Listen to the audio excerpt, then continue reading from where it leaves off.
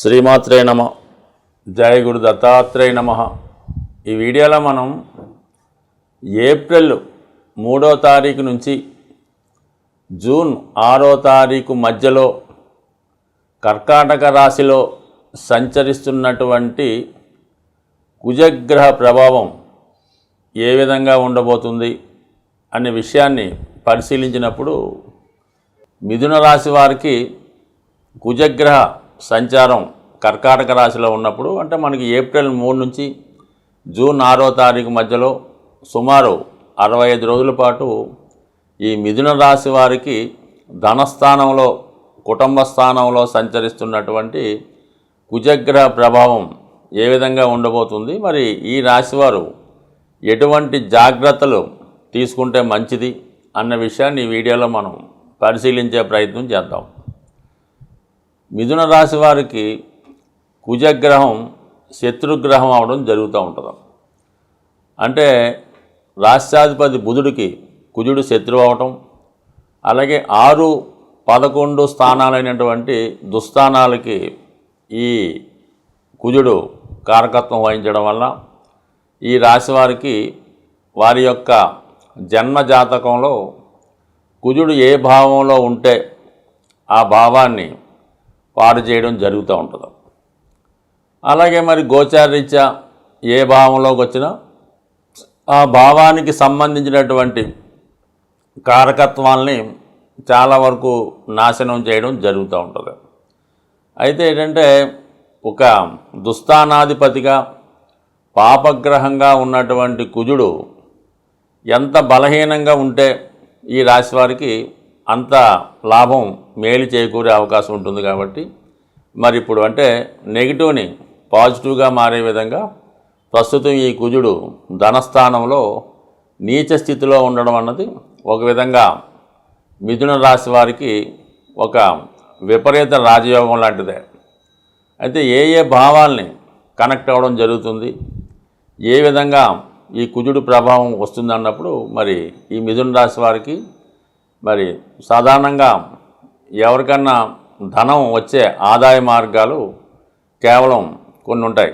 అది స్వతంత్రంగా జాతకుడు సంపాదించడం ద్వారా, అంటే అది 2వ స్థానాన్ని బట్టి, 6వ స్థానం అంటే ఉద్యోగం చేయడం వలన అయితేనే, రుణం చేయడం వలన అయితేనే, ఇతరుల నుంచి దురాక్రమణతో వాళ్ళ యొక్క అంటే ఏదన్నా పోటీలో కానీ యుద్ధంలో కానీ పూర్వకాలం అయితే వారి యొక్క ఆస్తిని సంపాదించడానికి కూడా 6వ స్థానం అంటే శత్రువులు, విజయం, సర్వీసు ఇవన్నీ కూడా ఈ 6వ స్థానానికి వర్తిస్తుంటాయి. కాబట్టి అటువంటి స్థానాన్ని కుజుడు వహిస్తుంటాడు. ఇక లాభస్థానం అన్నది ఏదైనా విషయాన్ని జాతకుడు తన అనుకూలంగా మార్చుకోవడానికి, దాన్ని క్యాష్గా మార్చుకోవడానికి లాభస్థానం సాధారణంగా బలంగా ఉంటే ఏదైనా జాతకుడి చివరిలో అనుకూలంగా రావడం జరుగుతూ ఉంటుంది. అయితే ధనం సంపాదించడానికి జాతకుడు అనేక అక్రమ మార్గాలు, పాప మార్గాలు అనుసరించడం వల్ల 11వ స్థానాన్ని కూడా పాపస్థానంగా ఋషులు పెద్దవారు నిర్ణయించడం జరిగింది. అంటే మనం ఎంత సంపాదించిన కొద్దీ అంత పాపం పెరుగుతుందని ఒక విధమైనటువంటి కాన్సెప్ట్. బట్ ఏదైనా ఈ కుజుడు ధనస్థానంలోకి రావడం వల్ల మిథున రాశి వారికి విశేషంగా ధనం ఏదైనా ఒక స్థిరాస్తి అమ్మడం వల్ల చాలా కాలంగా మీరు ఎవరికన్నా ఇచ్చిన ధనం ఒకేసారి అధిక మొత్తంలో ధనం రావడం వల్ల అయితేనే, లేదా మీ యొక్క మామగారి ద్వారా, భర్త లేదా భార్య ద్వారా ఒక భరణంగానో ఆస్తిగానో ధనంగానో విశేషమైనటువంటి ధన సంపద మీ కుటుంబానికి రావడం ఒక విధంగా ఇది మీ కుటుంబానికి మంచి అయినప్పటికీ కూడా దానికి కారణంగా కుటుంబ సభ్యుల మధ్య విభేదాలు వచ్చే అవకాశం ఉంది. అంటే వచ్చిన ఆస్తి లేదా ధనాన్ని ఏ విధంగా సద్వినియోగం చేయాలి, ఎవరికి ఎంత వాటా రావాలి, దేనికి ఉపయోగించాలి అన్న విషయంలో అంటే అన్ని గొడవలకి ధనం కానీ ఆస్తి కానీ స్త్రీ కానీ అయి ఉంటుంది. అటువంటి ధనం ఒకేసారి రావడం వల్ల ఈ కుటుంబంలో విభేదాలు ఎక్కువగా వచ్చే అవకాశం ఉంటుంది. కాబట్టి మరి సాధ్యమైనంత వరకు ఈ ధనాన్ని పంచుకొని ఖర్చు పెట్టే విషయం కాకుండా వచ్చిన ధనాన్ని ఏదన్నా ఒక స్థిరాస్తి, అది ఒక ఉమ్మడి ఆస్తిగా మీరు కొనడం వల్ల ఆ సమస్యల నుంచి బయటపడే అవకాశాలు చాలా వరకు బలంగా ఉండే అవకాశం ఉన్నది. దాని తర్వాత ఏంటంటే ఈ రెండో స్థానంలో ఈ పాపగ్రహం అంటే కొంతవరకు కుటుంబ విచ్ఛిన్నానికి కారణం అవుతూ ఉంటుంది. అంటే ఏదన్నా ఉద్యోగ కారణాల వల్ల అయితేనే, చదువు వల్ల అయితేనే, ముఖ్యంగా వివాహం వల్ల అయితేనే మీ కుటుంబంలో ఒకరు మీకు దూరం అయ్యే అవకాశం ఉంటుంది. దానివల్ల ఏంటంటే ఎక్కువగా మరి ఈ ధనస్థానంలో కుజుడు పంచమాన్ని వీక్షిస్తూ ఉంటాడు. అలాగే అష్టమ భాగ్యస్థానాన్ని వీక్షించడం వల్ల మరి మీ కుటుంబంలో ఎవరికన్నా ఉద్యోగం రావడం వల్ల వేరే ప్రాంతానికి వెళ్ళడం జరుగుతూ ఉంటుంది. లేదంటే మీ పిల్లలు ఏదన్నా హాస్టల్లో చేరి అక్కడ విద్య అభ్యసించడానికి కూడా ఈ గ్రహస్థితి కారణం అవుతూ ఉంటుంది. ఎవరైతే ఈ మిథున రాశి వారు ఈ రాబోయే అంటే సరిగ్గా అది కొత్త విద్యా సంవత్సరం ప్రారంభమయ్యే రోజులు కాబట్టి మీరు ఏదన్నా టాప్ మోస్ట్ ర్యాంక్లో ఉన్నటువంటి గొప్ప ఐఐటి లాంటి ఇంజనీరింగ్ కాలేజీల్లో కానీ, మెడిసిన్లో కానీ ప్రవేశాన్ని కోరుకుంటున్నా, లేదంటే ఉన్నత విద్య కొరకు విదేశంలో చదవాలనుకున్నా ఈ గ్రహస్థితి ఎక్కువగా విద్యార్థులకి అంటే కుటుంబాన్ని విడిచి మంచి విద్య చదువుకునే విధంగా ఈ గ్రహస్థితి మీకు సహకరిస్తుంది. ఎందుకంటే అప్పటికి గురువు కూడా మిథున రాశిలోకి ప్రవేశిస్తాడు కాబట్టి మంచి విద్య మీకు లభించే అవకాశం ఉంది. ఈ గ్రహస్థితిని మీరు జాగ్రత్తగా ఉపయోగించుకుంటే ఈ కుజుడు చాలా వరకు ఎవరి జాతకంలో బలంగా ఉంటాడో వారు జీవితంలో స్వయం కృషితోనే ఎవరి సహకారం లేకుండా జీవితంలో పైకి రావడం జరుగుతూ ఉంటుంది.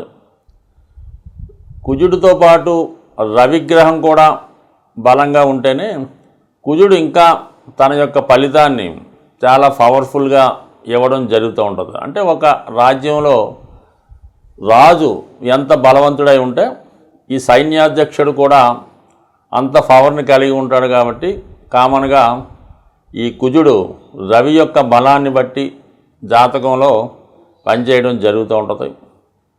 జాతకుడికి కానీ ఎవరికైనా అశాంతికి కారణాలు కామ, క్రోధ, లోభాలని వీటి వల్లే ప్రతివాడు అశాంతికి లోనవుతుంటాడు.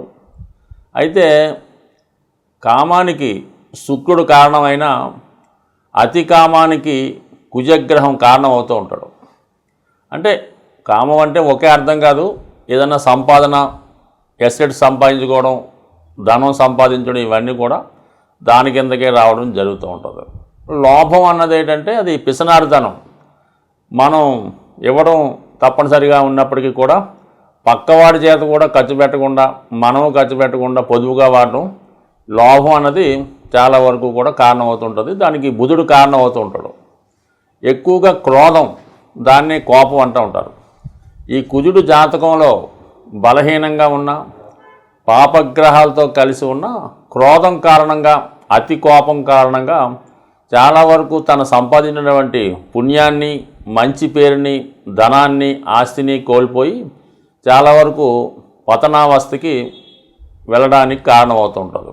ఇది కామన్గా ఈ క్రోధం ఎక్కువ అవడం వల్ల అటు మహాభారతంలో ఈ దుర్యోధనుడు అవ్వచ్చు, అలాగే రావణాసురుడు అవ్వచ్చు, ఈ విధంగా ప్రముఖ ఈ వీళ్ళంతా కూడా ఈ రాక్షస వర్గానికి చెందినటువంటి రావణాసురుడు, అలాగే కంసుడు, బలిచక్రవర్తి వీళ్ళంతా కూడా ఈ క్రోధం కారణంగా మరి వాళ్ళు మంచి వాని చేతిలో మరణం పొందినప్పుడు కూడా అది ఒక విధంగా మనకి ఒక మెసేజ్ లాగా చెప్పడం జరుగుతూ ఉంటుంది. అందువలన కుజుడు జాతకంలో ఉన్నప్పటికీ ఏ స్థితిలో ఉన్నా దాన్ని జాగ్రత్తగా యూటిలైజ్ చేసుకోవడం వలన ఒక క్రమశిక్షణతో దాన్ని వాడుకోవలసి ఉంటుంది. ఏది కూడా అతి అన్నది ఎప్పుడూ మంచిది కాదు. కానీ కంపల్సరిగా ఒక జాతకుడు స్వతంత్రంగా ఎవరి మీద ఆధారపడకుండా నిలబడాలన్నా, తన యొక్క జీవితానికి సరిపోయినటువంటి ధనం, ఆస్తి సంపాదించుకోవాలన్నా, తన వారికి లోటు లేకుండా చూడాలన్నా, ముఖ్యంగా వివాహ జీవితం సంపూర్ణంగా ఆనందంగా ఉండాలన్నా అటు ఆడవారి జాతకంలోనూ ఈ మగవారి జాతకంలో కూడా సోకాళ్ళగా వివాహ పొంతను చూసినప్పుడు ఈ కుజుని యొక్క అంటే దాన్నే కుజదోషం అంటూ ఉంటారు. కుజుడు ఉన్న స్థానాలను బట్టి ఇద్దరికి వివాహ పొంతన ఉన్నదా లేదా అన్నది కూడా మెయిన్గా కుజగ్రహ స్థితిని బట్టే పరిశీలించడం జరుగుతూ ఉంటుంది.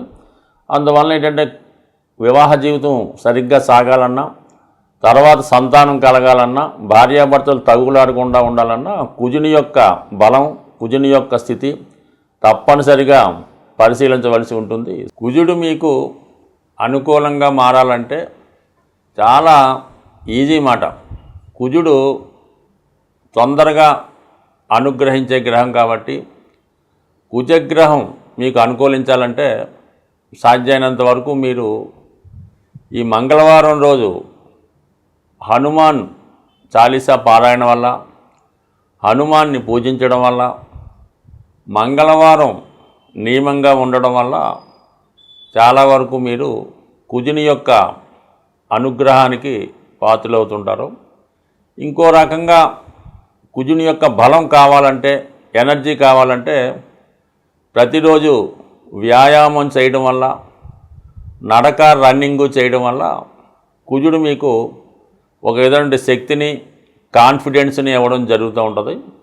మరి ఇంకా ఎక్కువ కుజుని యొక్క శక్తి కావాలనుకున్నవారు ఏదైనా ఒక జిమ్ ట్రైనర్ ద్వారా ఆ ప్రయత్నం చేయడం వల్ల ముఖ్యంగా కాన్ఫిడెన్స్ పెరుగుతూ ఉంటుంది. ముఖ్యంగా ఎవరైతే నిరుద్యోగులుగా ఉంటారో వాళ్ళు ఏంటంటే ఈ వ్యాయామం, ఫిజికల్ ఫిట్నెస్ ద్వారా చేసుకుంటే అటు ఇంటర్వ్యూలో నెగ్గడానికి కానీ, కాంపిటేటివ్గా ఏ పనైనా చేయడానికి కారణం అవుతూ ఉంటుంది. కాబట్టి యువకులు, ఉత్సాహవంతులు ఆ విధంగా చేయొచ్చు. ఎక్కువగా స్త్రీలు హనుమంతుణ్ణి, సుబ్రహ్మణ్య స్వామిని పూజించుకోవడం, మంగళవారం నియమంగా ఉండడం వల్ల చాలా వరకు మీకు ఈ కుజగ్రహ అనుగ్రహం లభిస్తూ ఉంటుంది. దాని తర్వాత మనం చాలా విషయాల్లో ఓడిపోతున్నాం. ఏదైనా ఒక భూమి కొనాలంటే అవ్వడం లేదు, అప్పులు తీరడం లేదు అనుకున్న వాళ్ళు కుజుని యొక్క అనుగ్రహం బలంగా ఉన్నవారితో మీరు స్నేహం చేయవలసి ఉంటుంది.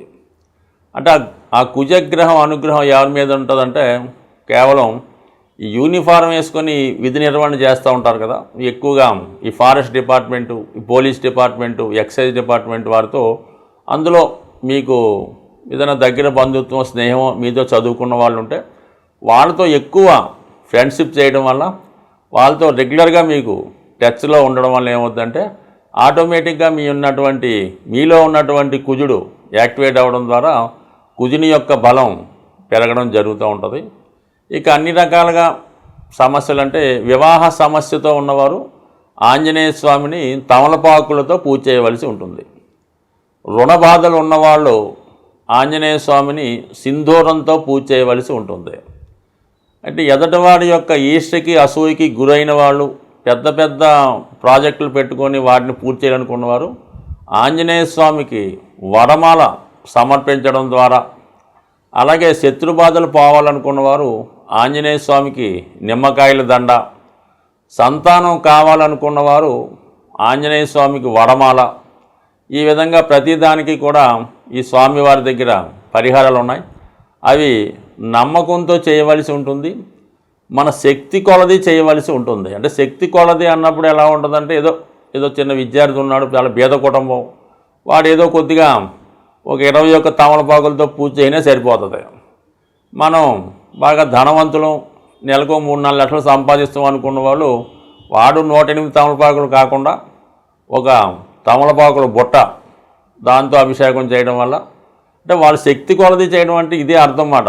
దానివల్ల అలా చేయాలి తప్ప అది మనం ఒకరితో పోల్చుకోకుండా మన శక్తి ఎంతవరకు అనుకరిస్తుందో మనస్ఫూర్తిగా ఏదైనా ఇటువంటి పరిహారం మీరు చేయడం వల్ల శీఘ్రంగా మీకు స్వామి యొక్క అనుగ్రహం లభించే అవకాశం ఉంది. బట్ ఏదైనా భూమి దక్కాలంటే ఆంజనేయ స్వామి అనుగ్రహం తప్పనిసరిగా ఉండాలి. కాబట్టి సాధ్యమైనంత వరకు ఈ భూమి కావాలనుకున్న వాళ్ళు ఆంజనేయ స్వామిని పూజించుకోవడం, కుజగ్రహ అనుగ్రహం కోసం మంగళవారం నియమంగా ఉంటూ, మరి ఈ మధ్యకాలంలో వస్తున్నటువంటి ఈ కరుంగలి మాల ధరించడం వల్ల కానీ, 3 ముఖాల రుద్రాక్ష ధరించడం వల్ల కానీ, లేదంటే ఈ పగడం, మంచి జాతి పగడం దొరికినప్పుడు దాన్ని ఉంగరంగా ధరించడం వల్ల కానీ, లేదా ఇవన్నీ కానప్పుడు కాపర్తో తయారు చేసినటువంటి కడియం కానీ ఉంగరం కానీ ధరించడం వల్ల, రాగి గ్లాసులో వాటర్ తాగడం వల్ల, రాగి పాత్రలు ఉపయోగించడం వల్ల కూడా కుజగ్రహ అనుగ్రహం ఉంది. కుజగ్రహం అనుగ్రహం ఉన్నవాడికి రుణాలు అయితే ఉండవు. స్వస్తి.